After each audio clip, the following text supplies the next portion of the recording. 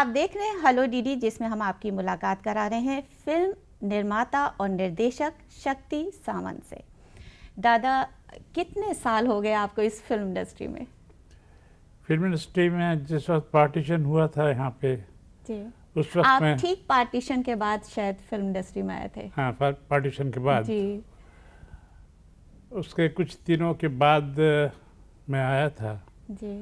Film industry की हालत उस वक्त बहुत ख़राब थी, अच्छा, बिकॉज पार्टीशन होने की वजह से सब हिंदू disturb- मुसलमान तो जी। अलग अलग होते नहीं थे। जी फिल्म लाइन में जो भी काम करता था फिल्म के ही लोग होते थे, जी जी इसलिए पार्टीशन होने की वजह से बहुत से यहाँ के लोग पाकिस्तान चले गए, पाकिस्तान के लोग कुछ यहाँ आ गए, जी इसलिए कुछ थोड़ा सा गड़बड़ हो गया। जी।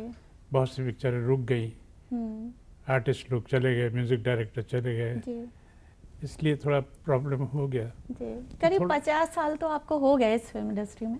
हाँ, जी। मतलब 48 से गिन लीजिए, 49 से काफ़ी। जी। तो दादा बताइए, ये सफ़र आपका कैसा रहा? आप अपने आप को किस तरह से परिभाषित करेंगे? क्या आपकी सभी तमन्नाएं आप पूरी हुई या अभी भी बहुत कुछ बाकी है? देखिए, तमन्नाएं तो कभी पूरी नहीं होती हैं। जी फिल्म लाइन एक ऐसी चीज़ है जिसमें तमन्ना बढ़ती जाती है। जी।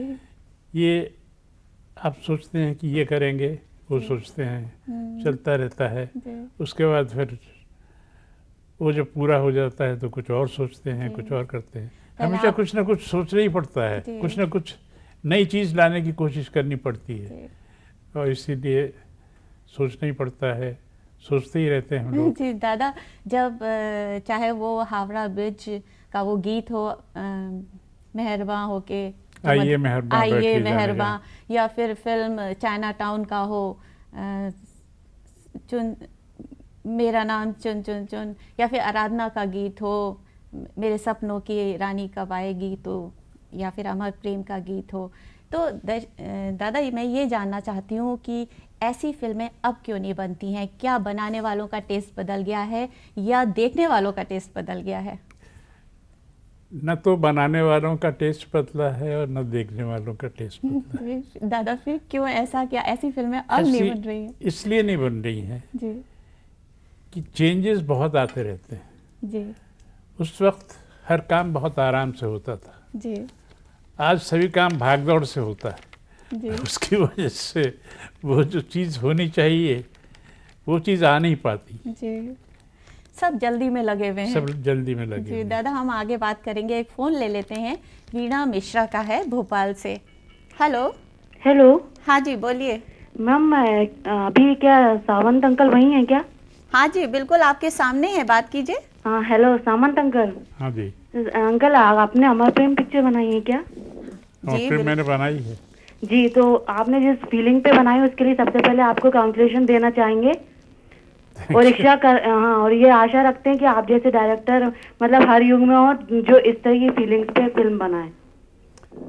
एनीवे, और अंकल मेरा दूसरा क्वेश्चन ये था, एक्चुअली हम सभी मधुबाला की खूबसूरती के फैन हैं, तो आपसे ये जानना चाह रहे थे कि हमने जो उनकी प्रेमनाथ अंकल के साथ जो स्टार्टिंग की फिल्में देखी हैं, अच्छा, जी, तो उसमें वो थोड़ी दुबली पतली हैं, तो वो इतनी अट्रैक्टिव नहीं लगती हैं, और आपके साथ जब उन्होंने हावड़ा ब्रिज में काम किया तब वो बहुत ही थोड़ी हेल्दी हो गई थी और बहुत ही अट्रैक्टिव लग रही थी। तो आपसे ये जानना चाह रहे थे, क्योंकि आप ही वो डायरेक्टर हैं जिन्होंने उस टाइम से लेकर अभी तक की हीरोइन को डायरेक्ट किया है, तो मधुबाला की खूबसूरती में क्या कुछ अंतर था पहले के मधुबाला और बाद की मधुबाला में? जब देखिए, उन्होंने मैंने तो आपके साथ मधुबाला को एक ही दफ़े देखा है। जी, मधुबाला को मैंने शुरू से हावड़ा ब्रिज में ही देखा है। उससे पहले जो पिक्चरें उन्होंने की थी, 2-3 पिक्चरें मैंने देखी थी। उसमें नहीं देखा आपने? नहीं देखा, मगर इतनी दुबली पतली तो नहीं थी, ठीक थी, खूबसूरत थी। खूबसूरत तो बहुत थी। इसके में अंकल आप ये थोड़ा सा फिर से रिप्लाई देंगे, क्योंकि यहाँ सुनाई नहीं दे रहा है। दादा ये जानना चाहते हैं मधुबाला के बारे में। मैंने भी आपसे मिलते ही सबसे पहला क्वेश्चन यही किया था कि मधुबाला कैसी देखने में थी, कैसी आर्टिस्ट थी, तो उनके बारे में ये जानना चाहती हैं, क्योंकि आज भी उनके चाहने वाले बहुत से लोग हैं। हाँ, और अभी तो ये मुग़ल आज़म जो उन्होंने पूरा टेक्निकलर कर दिया है, जी बिल्कुल, उसको कलर उसकी वजह से बना और के। भी जी बात और भी जिन्होंने खूबसूरती आ गई। जी दादा, उस समय जिन्होंने नहीं देखा वो आज इस फिल्म को देखकर समझ सकते हैं कि वो कितनी खूबसूरत थी, बहुत कितनी खूबसूरत अच्छी थी। अदाकारा थी।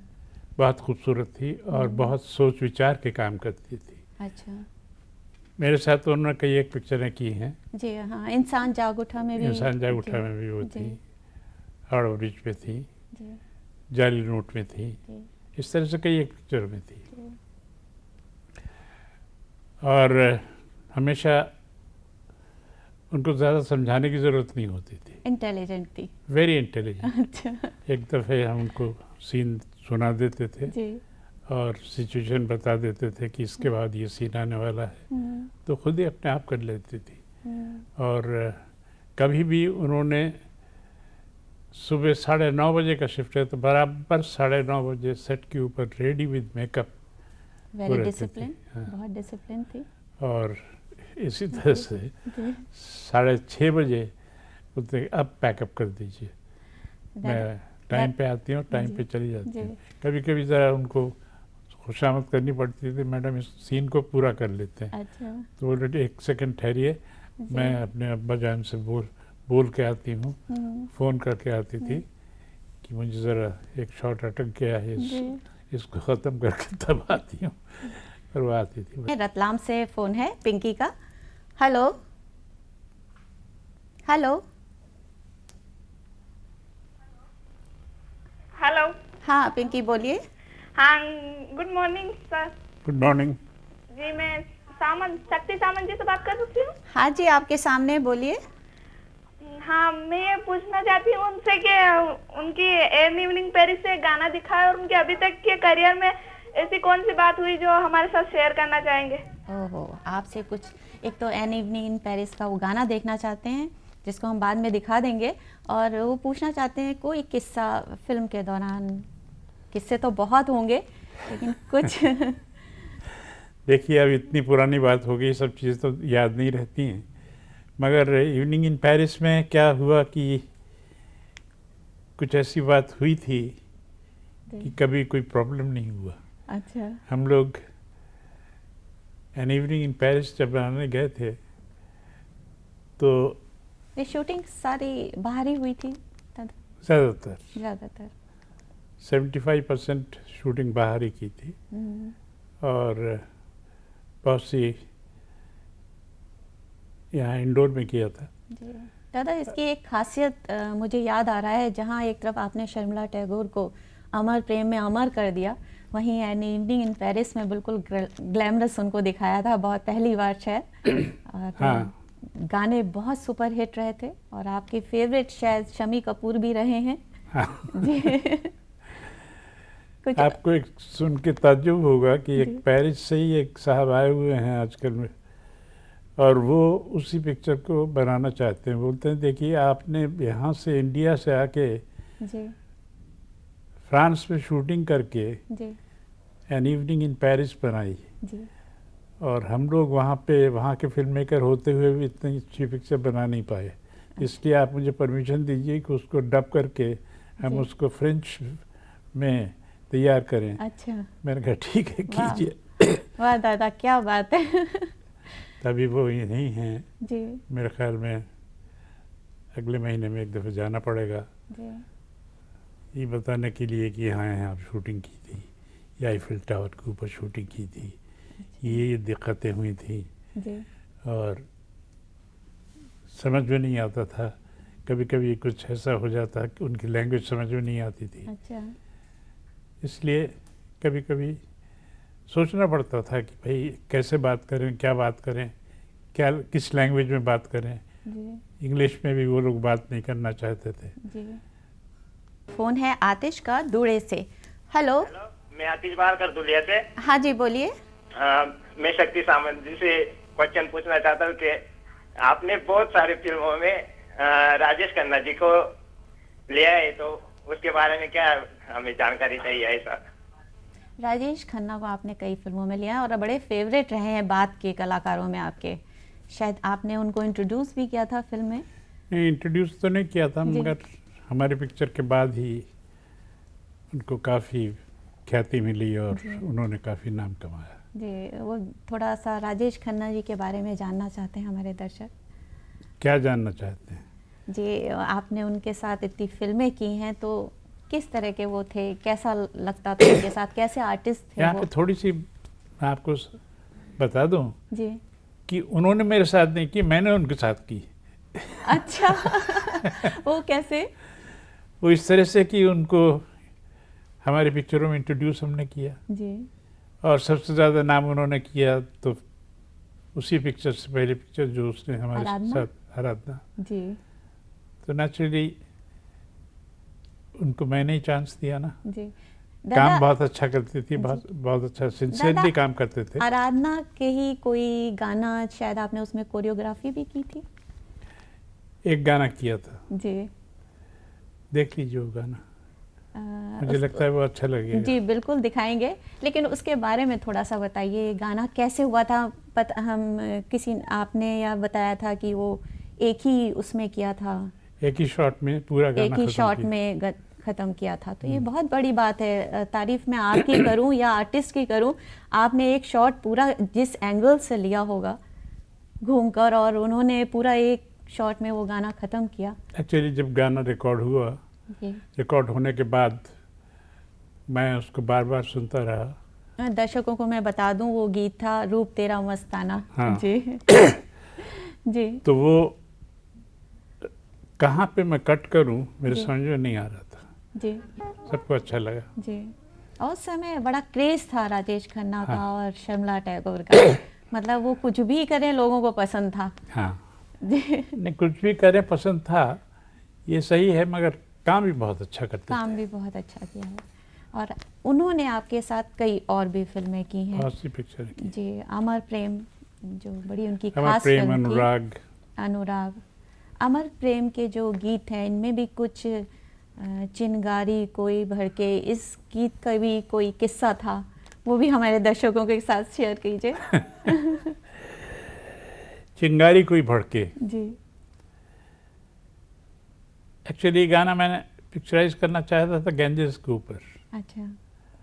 गंगा के ऊपर पिक्चराइज करना चाहता था, हम्म। और रात के वक्त में। अच्छा। तो मैंने कहा कि ये गंगा के ऊपर ये गाना पिक्चराइज करना और इन लोगों को कलकत्ता ले जाना, हाँ। वो तो बड़ा मुश्किल होगा, मतलब दिक्कत बहुत होगी। दिक्कत होगी। इसलिए मैंने सब कुछ इंडोर में बनाया, अच्छा। और वो हावड़ा ब्रिज पे बनाया। अच्छा। हावड़ा ब्रिज में लाइट्स वगैरह लगाए। अच्छा। जब इस साइड में हावड़ा ब्रिज के थे तो इस तरह का एंगल होता था। जी। उसके बाद जब क्रॉस करते तो फिर हावड़ा ब्रिज क्रॉस करने का दिखाते थे, अच्छा। और उधर पहुंचने के बाद में फिर हावड़ा ब्रिज पीछे की तरफ पहुंच जी। जाता था। तो ये सब पूरा वो करके फिर हमने उसको, मतलब आपने ये शॉट जो है इंडोर किया, उसके इंडोर लिए मतलब अंदर ही सेट लगाया पूरा सेट लगाया। जी। मतलब ये शूटिंग आपने बाहर नहीं की थी, जबकि ये अंदर हुई थी शूटिंग। हाँ। दादा, इस समय रविंद्र का फोन है मीरा से। हेलो। हेलो। हाँ जी, बोलिए। हाँ, नमस्कार। नमस्ते। मैं साबिर बोल रहा हूँ, मैं जी। मीरा से। जी बोलिए। हाँ हाँ, तो मालूम है क्या, मैं शक्ति सावंत से बात करना चाहता हूँ। हाँ जी, अपना सवाल कीजिए, सामने है आपके। बोला क्या? हाँ, आपके जो पुराने पिक्चर है ना, पुराने जितने पिक्चर है वो सबके सब गाने हिट होते हैं जी। हाँ, तो अभी के जो जो जो पिक्चर है तो उसमें बहुत फर्क है। हाँ दादा, हाँ। दादा वो पूछ रहे हैं कि जो आपकी फिल्मों के गीत थे वो बहुत हिट रहे थे, जो आजकल इतने हिट नहीं होते हैं, तो संगीत आपकी फिल्मों में बड़ा इम्पोर्टेंट रहा है, तो कुछ संगीत के बारे में बताइए कि हर फिल्म में आपका संगीत बहुत हिट रहा है। देखिए, मुझे गाने का बहुत शौक था। जी। मुझे गाने का शौक भी बहुत था, बचपन में काफ़ी गाता था। सब फिल्मों के जितने भी फेवरेट आर्टिस्ट थे उनके जो गाने अच्छे लगते थे उनको गाते ही रहते थे। अच्छा। तो इसलिए थोड़ी गाने की दादा, प्रैक्टिस हो उस गई। समय कौन सा आपका फेवरेट गाना था जब आप बता रहे हैं कि गाते रहते थे और अच्छे लगते थे? तो कोई, क्योंकि हमें तो याद नहीं है, लेकिन आप बताइए उस समय कौन, जैसे आजकल अगर आप गाने पूछे हमें तो देखिए, हम सैगल के गाने मुझे बहुत अच्छे अच्छा, लगते सैगल के गाने बहुत अच्छे लगते थे। अशोक कुमार के गाए हुए गाने जो थे बहुत ही ईजी होते थे। बॉम्बे टॉकीज के गाने बहुत ही ईजी होते थे, अच्छा। रोमांटिक होते थे, और वहाँ पे इमोशनल गाने होते न्यू थिएटर्स के। ये दोनों के गाने मुझे बहुत अच्छे लगते थे। अच्छा। इसी तरह से बहुत सी पिक्चरें अशोक कुमार साहब की और सहगल साहब की, उसके गाने सुनिए, जब भी आप सुनेंगे हमेशा आपको अच्छा ही लगेगा। जी। मुझे कम से कम मुझे तो लगता है, जी। औरों के बारे में पता नहीं। मैं हर रोज़ जब सोता हूँ तो गाने सुनते सुनते सुनते सुनते सो जाता हूँ। जी। और दादा, आज भी आप सहगल के गाने सुनते हैं या अपनी फिल्मों के गाने सुनते हैं? अपनी फिल्म के भी सुनते हैं, जी। मगर सहगल के गाने ज़्यादा सुनते हैं। अच्छा। सहगल का जो गाने का तरीक़ा था, जी। गाने का जो मूड था, और जिन सिचुएशंस में उन्होंने गाया, वो बहुत ही लोगों को पसंद है, और आज भी लोगों को बहुत पसंद है। जी। कम से कम मुझे तो बहुत पसंद है। जी दादा, पुराने लोग सहगल के गाने बहुत पसंद करते हैं और बड़ी तारीफ़ करते हैं, लेकिन हमने तो अब आगे की जनरेशन के इतने सिंगर्स के गाने सुन लिए हैं कि आज हमें रफ़ी के गाने पसंद हैं या किशोर के पसंद हैं। आज की रफ़ी के, जनरेशन किशोर के भी गाने बहुत अच्छे हैं, जी। मगर अलग अलग। देखिए, किशोर को भी सहगल के गाने बहुत पसंद होते थे। किशोर ने कहीं मेरे साथ बहुत अच्छी दोस्ती थी। जी। एक्चुअली किशोर को चांस भी मैंने पहले दिए। जी, नॉटी बॉय फिल्म में आप नॉटी बॉय, हाँ, मगर पहले पिक्चर जो मैंने जिनके साथ की, जी। जिनका मैं असिस्टेंट रहा, जी। फनी मुजुमदार, हाँ। वो पिक्चर एक बना रहे थे, क्या, आंदोलन। जी दादा, बड़ी दूर से फ़ोन है, पहले मैं ये ले लेती हूँ फिर उसकी बात करते हैं आपके किशोरदा की। ये जॉन्टी का फ़ोन है आसाम से। हेलो। हेलो। हाँ जी, बोलिए। नमस्ते जी नमस्ते। नमस्ते शक्ति सिंह जी। जी। मैं आपसे ये पूछना चाहता हूँ, अभी आपने जो पहला ये फिल्म निर्माण किया था, आराधना, ये सब जो पहले किया था, उससे जमाने में और आजकल के जमाने में इसके क्या अंतर है? फिल्मों का जो आपने निर्माण किया था, आराधना और कुछ कटी पतंग, ऐसा कुछ। दादा, ये जानना चाहते हैं, जब आपने पहले फिल्में बनाई थी, आराधना फिल्म इनको बहुत अच्छी लगी होगी, या आपकी जो भी फिल्में थी, अमर प्रेम, और आज की जो फिल्में बन रही हैं, क्या फ़र्क लगता है आपको? एक डायरेक्शन पॉइंट ऑफ व्यू से पूछ रहे हैं या अपनी नज़र से वो पूछना चाहते देखिए, हैं? कहानी का सिलेक्शन करेक्ट नहीं होता है। जी। कहानी का सिलेक्शन ऐसा होना चाहिए कि उसके अंदर इमोशन होना चाहिए। जी। बगैर इमोशन के कोई भी कहानी अच्छी नहीं लगती। जी। जब इमोशन अच्छी होती है, और तो लोग कभी उसको भूलते नहीं हैं। जी। मैंने बहुत सी पिक्चरें अभी तक मुझे याद हैं, जो पता नहीं कितने साल पहले देखी थी, जिसके अंदर इमोशन बहुत अच्छा होता था। स्पेशली न्यू थिएटर्स की जितनी भी पिक्चरें होती थी, जी। उसमें इमोशन भर के होता था, अच्छा। और रिपीट करते थे।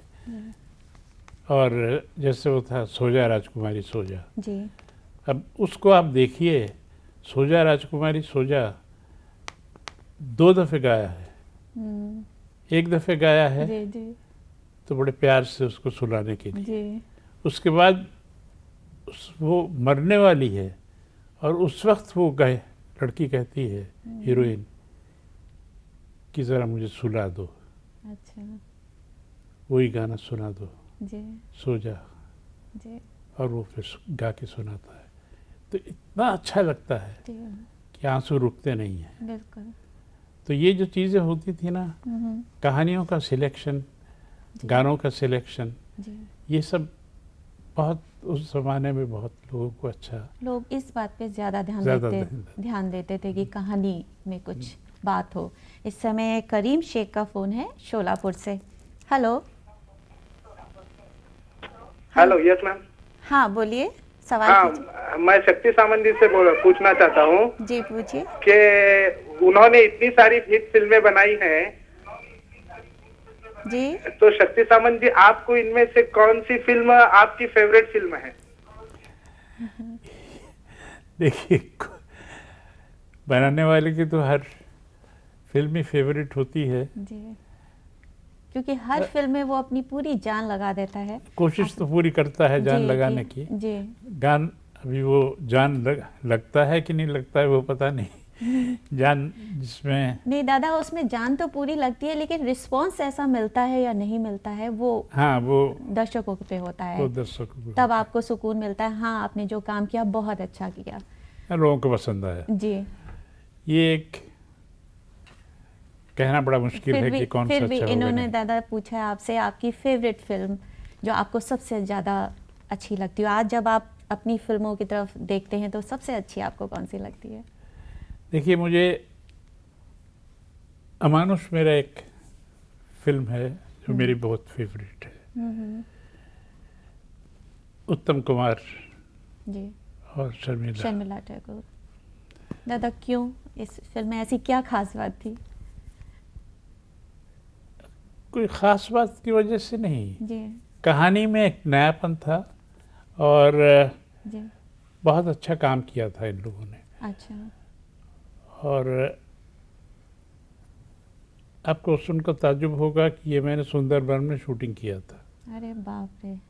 सुंदरबन तो आपको जी नक्शे में मैं पढ़ती हूँ सुंदरबन कलकत्ता में कलकत्ता से काफ़ी दूर काफी दूर काफी जंगल दूर है। जंगल जहाँ पे सबसे रॉयल बहुत- बंगाल टाइगर वहीं पे मिलते जी हैं। जी जी और करीब 150 आदमी थे, उनके रहने का बंदोबस्त करना, अरे बाप रे। वहाँ पे खाने पीने का उनका बंदोबस्त जी। करना, और फिर शूटिंग करना। शूटिंग करना। जी। एक तो वहाँ पे शेर है दिन में अरे और बाकी शाम को सांप बहुत घूमते रहते हैं। अरे बाप रे। तो दादा इसलिए कैसे शूटिंग की फिर इतना? की हमने जी बड़े प्यार से की और सब लोगों ने मिल के की। जी मतलब ये एक आदमी का काम नहीं है, सबसे मिल के जब काम जी। होता है जी तो काम हो जाता है। तो बड़ा सभी लोग- क्या क्या एक्सपीरियंस हुए इसमें मतलब जंगल में वहाँ शूट करना? हाँ एक्चुअली मैं शेर देखना चाहता था मगर कई दफ़े घूमा जी। शेर मिला नहीं।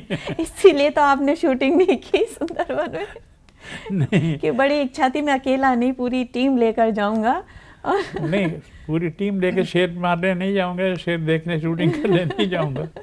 वो तो मैं कैमरा लेके खुद भी जा सकता था जी मगर शेर मिला ही नहीं तो मैं क्या करूं। एक तो क्या है कि शेर भी, उसके बारे में मैं आपको बताऊं, जी बड़ा ताज्जुब होता है जी कि कैसे वो कितनी चालाकी से आदमी को मारता है। जी सुंदरबन में क्या है, हम्म मधुमक्खी बहुत मिलती है, अच्छा शहद बहुत होता है हम्म और ये लोग जब भी वहाँ पे लकड़ी काटने वाले जी वो देखते हैं जी उन मधुमक्खियों को जी तो उसके पीछे पीछे लग लेते हैं अच्छा और जहाँ पे वो छत्ता होता है जी उनको छत्ता पता चल जाता है उनके पीछे पीछे लग के। उनको शेर को पता लग जाता है अच्छा कि यहाँ पे, तो उसके पास पास आके कहीं पे छुप के रहता है अच्छा और ये लोग मार उसको ऊपर देखते रहते हैं। जी जी कोई बांस से मार देता था और शहद जी, ऊपर से टपकता जी। रहता तो मुंह खोल के खाते रहते। जी जब उन्होंने मुंह खोला तो इसने भी मुंह खोल के उसको उठा के ले जाता अरे था। बाप रे बाप कितना चालाक होता है शेर। बहुत। आपने देखा ऐसा कोई सीन? नहीं मैंने देखा नहीं इस तरह का कोई सीन, मगर वहाँ के लोगों से बहुत सुना है जी कि किस तरह से वो जंगल के अंदर वो लोग रहते हैं। दादा दादा इस समय फोन है संजीत मलिक का झारखंड से। हेलो। हाँ हेलो। हाँ जी बोलिए। नीति जी आपको नमस्कार। नमस्ते और सामंत जी आपको भी नमस्कार। नमस्कार। जी सर स्क्रिप्ट और स्क्रीन प्ले में क्या अंतर है? हाँ जी, स्क्रिप्ट एंड स्क्रिप्ट और स्क्रीन प्ले में क्या अंतर है? स्क्रीन प्ले ट्रांजिशन में। डिवाइस क्या है?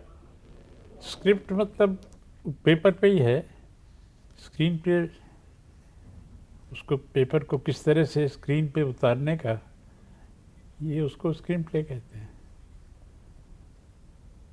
इतना फ़र्क होता है। आप जो सोचते हैं वो स्क्रिप्ट होता है और उसको कैसे पिक्चराइज करेंगे वो स्क्रीन प्ले होता है। दादा उसमें डायलॉग नहीं आते स्क्रीन प्ले में? हाँ स्क्रीन प्ले में डायलॉग भी आते हैं? नेचुरली जी सभी कुछ उसको होता है। डिस्क्राइब करना हाँ। With dialogue. दादा आपके साथ उत्तम कुमार जी ने काम किया, हिंदी फिल्मों में ज़्यादा उन्होंने काम नहीं किया। उन्होंने एक फिल्म में काम किया था, वो उन्होंने खुद बनाई थी। अच्छा वो पिक्चर चली नहीं। अच्छा उसके बाद उनको कोई हिंदी फिल्म में लेता नहीं था। जी तो एक दफ़े कलकत्ता में कुछ नक्सलाइट मूवमेंट होता था, जी और नक्सलाइट मूवमेंट में लोग उनको कुछ धमकी वगैरह दी थी, जी तो वो बॉम्बे चले आए थे। और अच्छा। बॉम्बे आए थे तो मुझसे दोस्ती थी, तो अक्सर हर रोज़ शाम को साथ में बैठा करते थे। जी तो एक दिन उन्होंने ऐसी बातों ही बातों में कहा जी कि क्या मैं फिर से हिंदी में काम नहीं कर सकता हूँ। जी मैंने कहा आप करना चाहते हैं? जी तो बोले कि हाँ करना तो ज़रूर चाहता हूँ। बोले कि देखिए मुझे कोई सब्जेक्ट मिल गया तो मैं ज़रूर आपको लूँगा। जी बोले कि आप डेफिनेटली? बोले हाँ। तो उसके बाद मुझे एक कहानी मिली, जी यही सुंदरबन वाली। जी तो मैंने कहा कि ये मेरे कहानी मुझे मिली है, इसका मैंने स्क्रीन प्ले लिखा है, जी आप सुन लीजिए, और अगर आपको अच्छा लगे तो आप इसको काम कीजिए इसमें। तो उनको कहानी बहुत अच्छी लगी, जी और मैंने कहा कि मेरी भी एक शर्त है, जी आपकी शर्त तो सब पूरी हो जाएगी, जी इसको मैं बांग्ला और हिंदी दोनों में बनाऊंगा, अच्छा। सिर्फ हिंदी में नहीं जी बनाऊंगा। बोले क्यों, आपको डर लगता है? हाँ मैंने कहा नहीं, डर नहीं लगता है, जी मगर उसमें ऐसा लगता है कि वहाँ के तो सुपरस्टार हैं। जी हिंदी में आपको अभी आपकी पिक्चर चली नहीं थी, इसलिए लोगों ने पता नहीं आपको पसंद करेंगे कि नहीं करेंगे, जी तो थोड़ा बांग्ला में भी बना दी जाए। बांग्ला में बना। दादा आपने अपनी सेफ साइड सोची? हाँ सोच, समझिए। बिल्कुल। ये मुझे मालूम था कि वो जी। बांग्ला में ज़रूर जी लोग पसंद करेंगे। जी एनीवे, तो उन्होंने कहा कि ठीक है, मुझे सिर्फ एक चीज़ आप वादा कीजिए कि आप बांग्ला के स्क्रिप्ट मुझे मत दीजिए, हाँ मगर हिंदी का स्क्रिप्ट बिल्कुल विद डायलॉग्स दे दीजिएगा, जी तो उसको चेंज मत कीजिएगा। हम्म, मैं बिल्कुल अच्छी तरह से उसको सेट पे जब आऊँगा तो फिर एकदम तैयार हो के आऊँगा, जी ताकि लैंग्वेज में कोई गड़बड़ नहीं हो। कोई प्रॉब्लम ना हो। तो मैंने कहा ठीक है, फिर काम शुरू किया। दादा इस समय असम से फ़ोन है। हेलो। हेलो। हाँ जी बोलिए। पहले मैं शक्ति सिंह जी को मेरी माँ की तरफ से नमस्ते कहना चाहता हूँ। नमस्ते।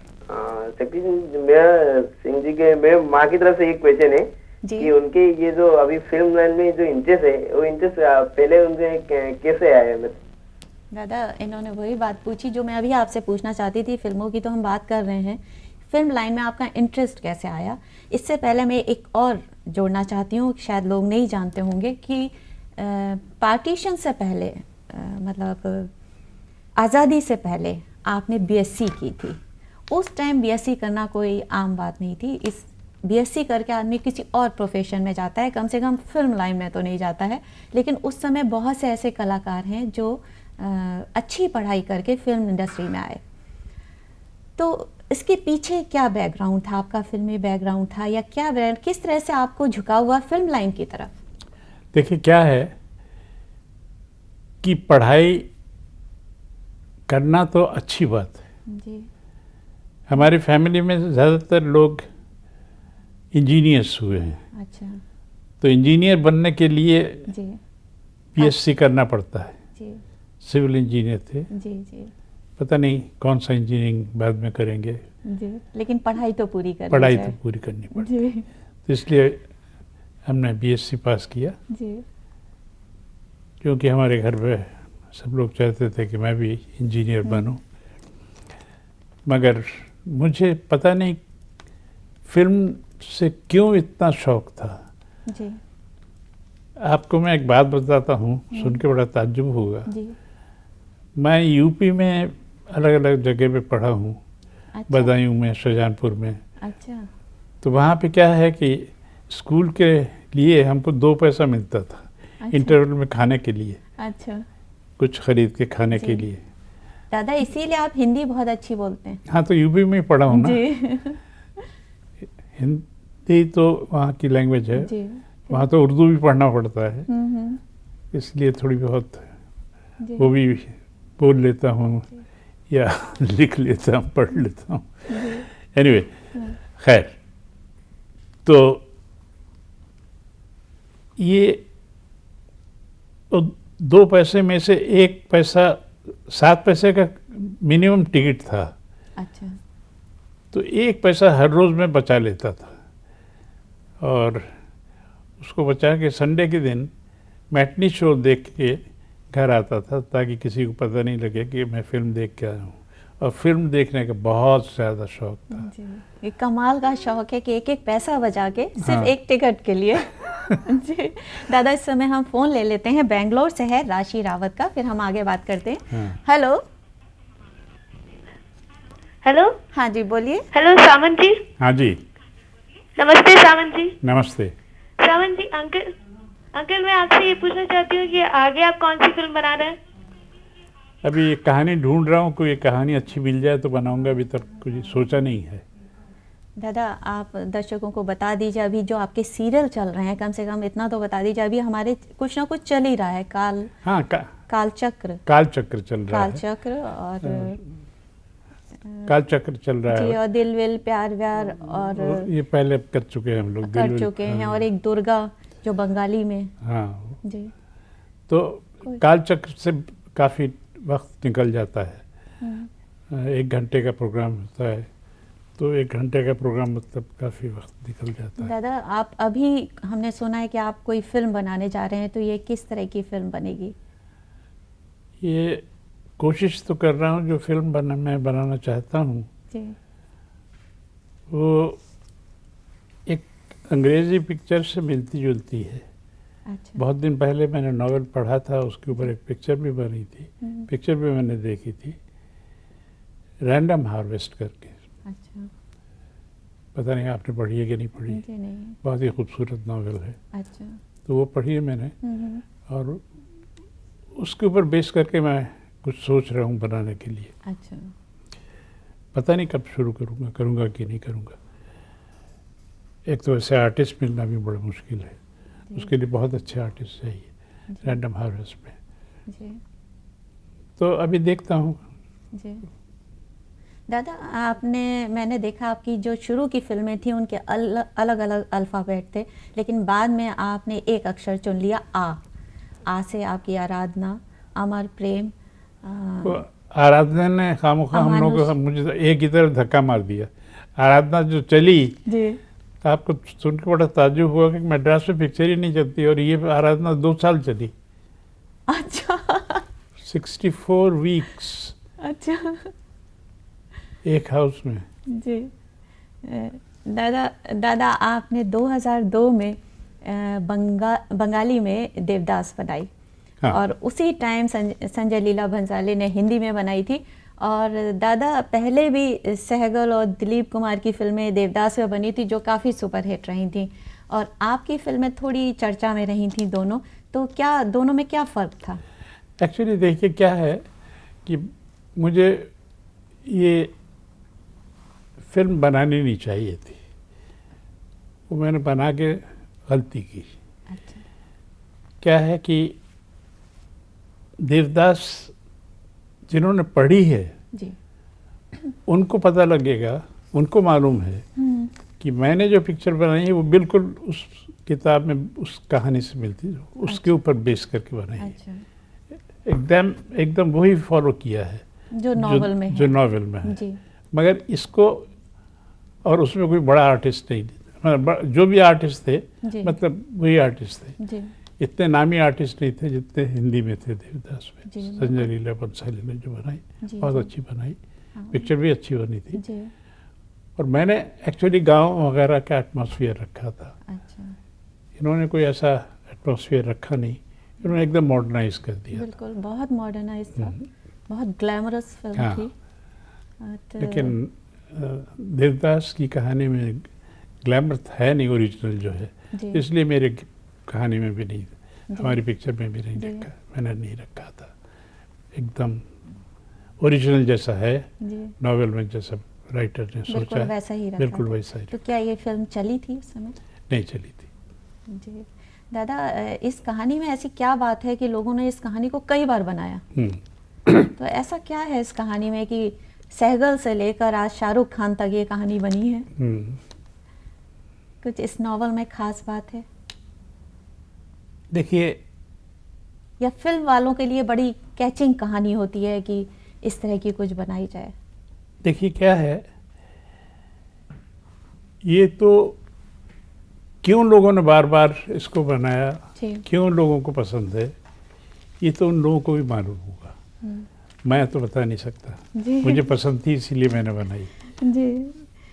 शरद बाबू की बहुत सी कहानियां हैं जो मैंने बनाई जी। और मुझे बहुत अच्छी लगती थी उनकी कहानियां। जी।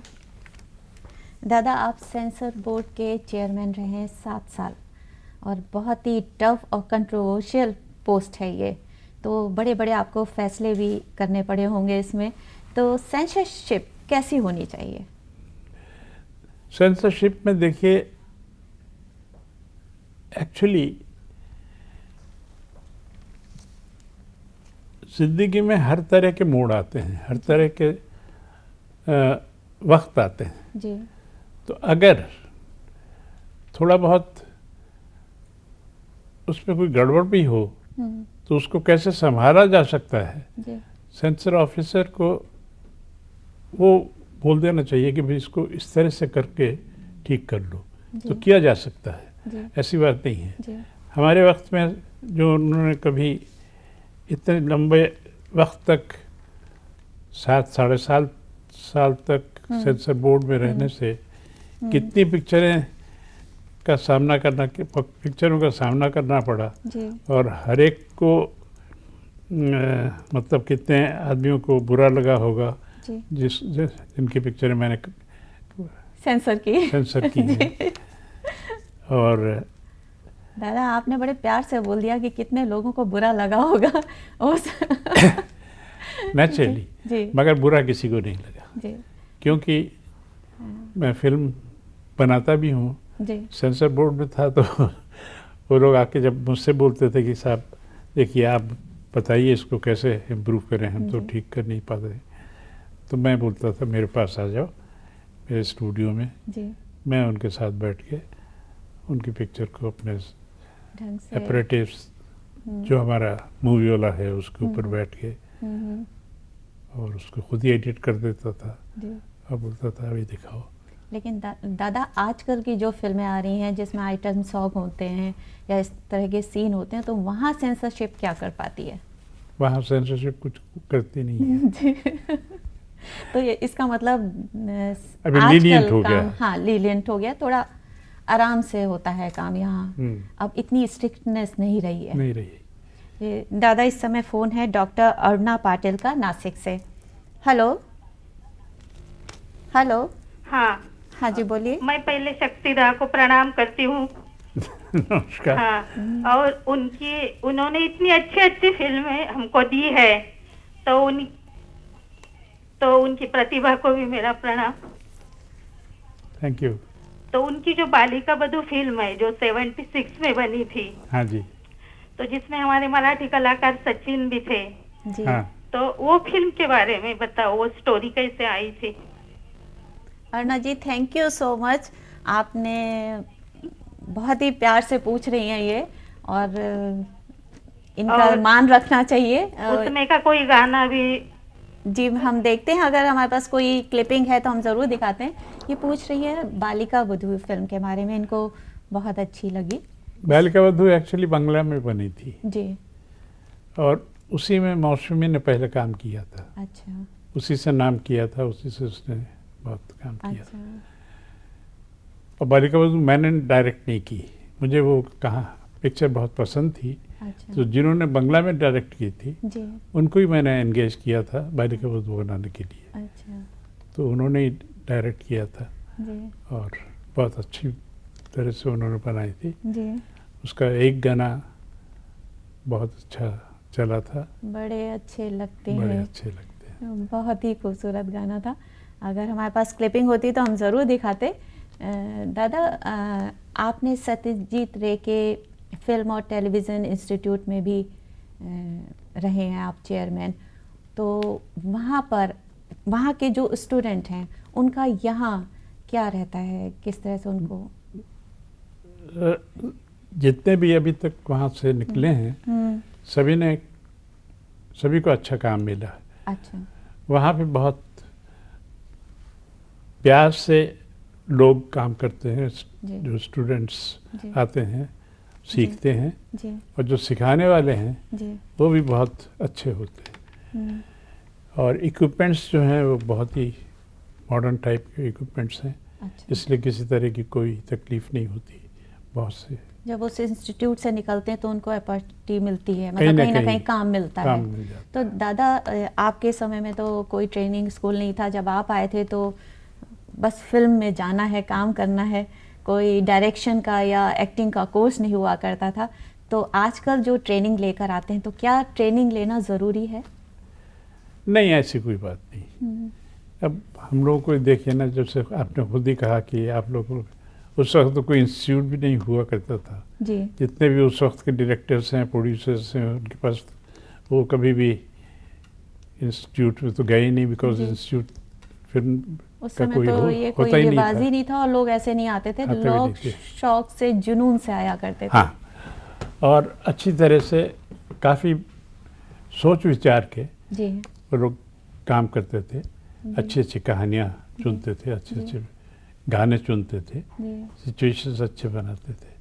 तो ये सब सोचने के ऊपर होता है। जी। You see, you have to think and give plenty of time, और उसको बहुत ही प्यार से करना चाहिए। जी। जल्दबाजी नहीं। जी। दादा इस समय सैयद का फ़ोन है भीड़ से। हेलो। हेलो। हाँ जी, बोलिए। हाँ, मैं अनवर पाशा हूँ, दादा से बात करना है। जी हाँ, सवाल कीजिए, आपके सामने। हाँ दादा, आपने जो है तो शर्मिला टैगोर साहिबा को कब ब्रेक दिया? शर्मिला को मैंने बहुत पहले। अक्सर आपकी फिल्म में जो है तो ज्यादा नजर आए हैं उन्होंने। हाँ, अक्सर आपकी फिल्म में ज्यादा नजर आए हैं उन्होंने। हाँ, हाँ, तो आपने कब और कैसे ब्रेक दिया? कब ब्रेक दिया और आपकी फिल्मों में ज्यादा नजर आई शर्मिला टैगोर के बारे में? हाँ, पूछिए। मैंने जी। शर्मिला को के साथ काम करने में बहुत अच्छा लगा। जी। और पहली पिक्चर जो मैंने उसके साथ बनाई वो थी कश्मीर की कली। जी। कश्मीर की कली में बिल्कुल वो कली लगती थी। जी। जी। उस वक्त यहाँ की जितनी हीरोइन थी वो कली नहीं लगती, थोड़ी मतलब कली से थोड़ा फूल हो चुकी थी। जी। तो सत्यजीत रे की डिस्कवरी थी। अच्छा। मगर ये शर्मिला जी।